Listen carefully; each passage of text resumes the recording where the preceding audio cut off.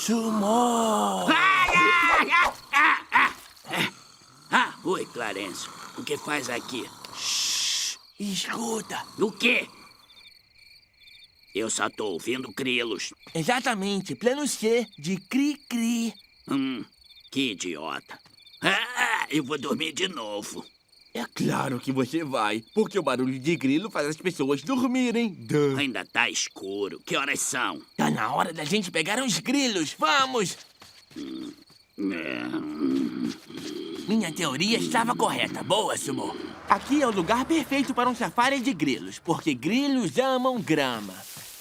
Ou são os gafanhotos? Não, são os grilos, por isso que se chamam grilos. Sumô, aonde você foi? Aonde eu fui?